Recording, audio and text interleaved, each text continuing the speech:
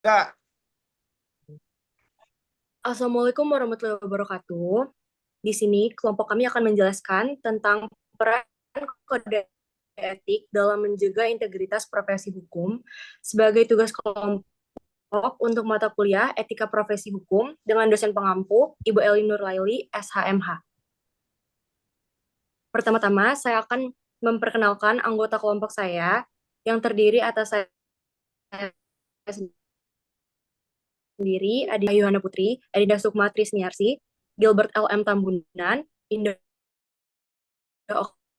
Octavia, Jusri Gabe Maradong, dan Muhammad Ali Hakim.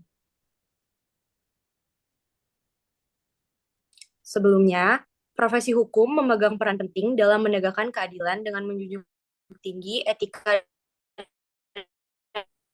dan integritas.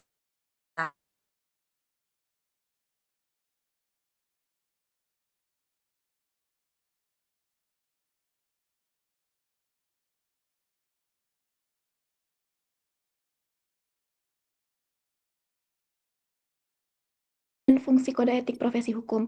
Kode etik profesi hukum merupakan standar kewajiban yang ada untuk mengatur perilaku para pemilik profesi hukum untuk mengatur integritas moral mereka dalam menjalankan profesinya.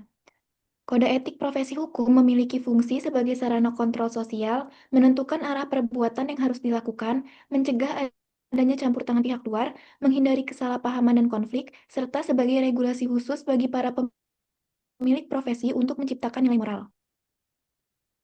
Adapun peran kode etik dalam menjaga integritas profesi hukum adalah peranan kode etik sangatlah penting dalam menjaga kehormatan profesi dan membangun kepercayaan masyarakat terhadap kompetensi serta profesionalisme para anggotanya. Selain itu, kode etika menetapkan standar minimal perilaku profesional yang bertujuan untuk menjaga integritas dan mencegah terjadinya pelanggaran etika yang berpotensi merusak citra profesi.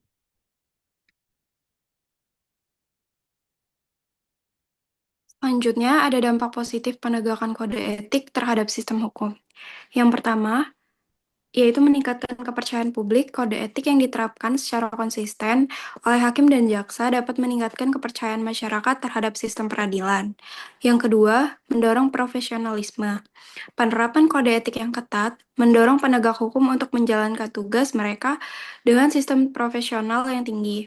Yang ketiga, menjaga independensi dan objektivitas. Kode etik membantu penegak hukum untuk tetap independen dan objektif dalam mengambil keputusan. Yang keempat, mencegah korupsi dan penyalahgunaan wewenang. Dengan adanya kode etik, penegak hukum diingatkan untuk menghindari praktik korupsi dan penyalahgunaan wewenang. Yang kelima, meningkatkan akuntabilitas. Kode etik menetapkan standar perilaku yang jelas, sehingga memudahkan dalam menilai dan mempertanggungjawabkan tindakan penegakan hukum. Yang terakhir, ada mendukung penegakan hukum yang berkeadilan.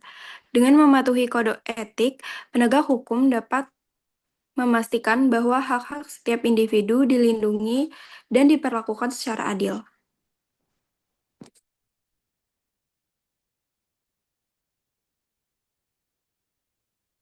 Selanjutnya ada tantangan dalam penerapan kode etik.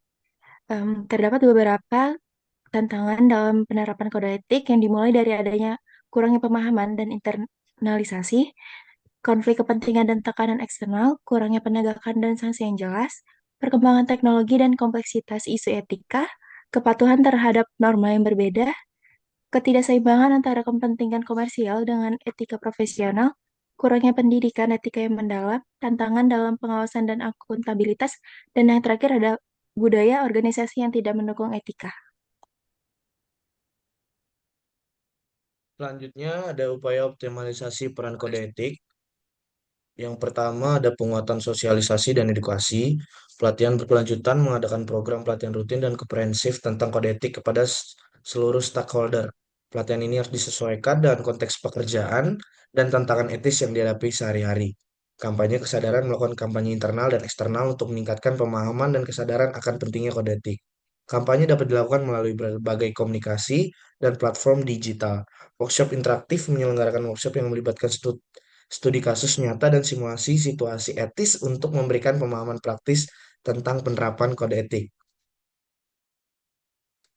Yang kedua, ada penguatan sistem pengawasan, pembentukan komisi etik, membentuk komisi etik yang independen dan memiliki wewenang untuk melakukan pengawasan, investigasi, dan penegakan kode etik. Komisi ini harus terdiri dari individu yang memiliki integritas tinggi dan keahlian yang relevan. Mekanisme pelaporan mengembangkan sistem pelaporan yang mudah diakses, aman, dan melindungi pelapor. Sistem ini harus memungkinkan pelapor anonim untuk mendorong transparansi. Audit etik berkala melakukan audit etik secara berkala untuk mengevaluasi tingkat kepatuhan terhadap kode etik dan mengidentifikasi area yang memerlukan perbaikan.